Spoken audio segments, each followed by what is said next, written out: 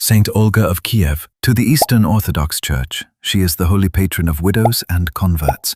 But don't let that halo fool you. Before the canonization, she was a Viking warlord's wife with a Ph.D. in revenge. She didn't turn the other cheek. She buried her enemies alive, burned them in bathhouses, and set their city on fire using pigeons. This is the story of how one tribe murdered a husband and accidentally unleashed the most terrifying widow in history. Our story starts with Olga's husband, Prince Igor.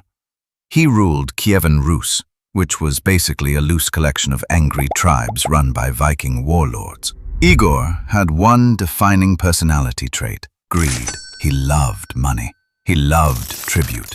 He loved other people's stuff. One day, he visited the Drevlians, the forest people, to collect his taxes. They paid him. But as Igor was leaving, he looked at his pile of loot and thought, "You know what's better than money? More money." He sent his main army home and turned back with a tiny security detail to demand a second tribute. This was a miscalculation. The Drevlians said, "If a wolf comes among the sheep, he will kill the whole flock unless he is killed." So they captured Igor. Their method of execution was creative. They bent 2 birch trees to the ground, tied Igor's legs to them, and let go. Igor was split, literally. The Drevlians were feeling pretty good. They had killed the wolf. Now, Prince Mao decided he wanted the wolf's wife. He sent 20 of his best men to Kiev with a proposal. Olga should marry him. They arrived in Kiev expecting a weeping widow. Instead, they found Olga. She listened to their offer to marry her husband's murderer and said, "Your proposal is pleasing to me. Go back to your boat. Tomorrow, I will honor you. Don't ride horses or walk. Let my people carry you in your boat." The Drevlians thought this was the VIP treatment. They sat in their boat, being carried through the city like kings, until the citizens carried them straight to a massive trench Olga had dug the night before. They were dumped in, boat and all. As the dirt started falling, Olga leaned over and asked, "Is this honor to your liking?" She buried them alive. But she was just getting started.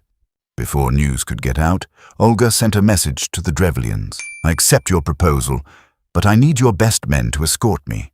Send the elites." The Drevlians, assuming the first group was just partying too hard to write back, sent their top governors and chieftains, the cream of the crop. When they arrived, Olga offered them a bath to wash off the road dust.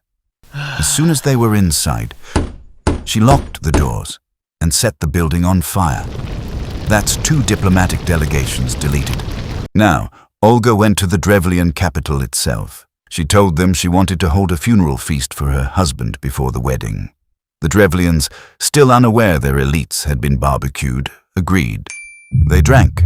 They partied. Olga waited until they were completely wasted. Then she gave the signal. Her small guard slaughtered 5,000 drunken Drevlians in one night, but the city still stood, and Olga wanted the city. She returned with her full army and laid siege for a year.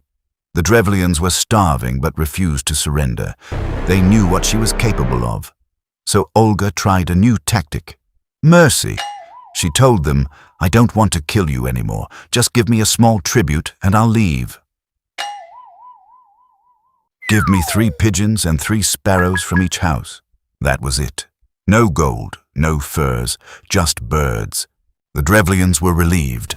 They gathered the birds and handed them over, thinking they had gotten off cheap. That night, Olga gave the order. Her soldiers tied sulfur and cloth to the birds' legs and set them on fire. She released them, and biology did the rest. The birds flew home, to their nests in the thatched roofs and wooden barns of the city. Izkorostin didn't just catch fire, it ignited everywhere at once. Years later, Olga converted to Christianity and was canonized as a saint for her efforts to spread the faith. But the Drevlians probably remembered her differently. Saint Olga of Kiev, proof that hell hath no fury doesn't even begin to cover it.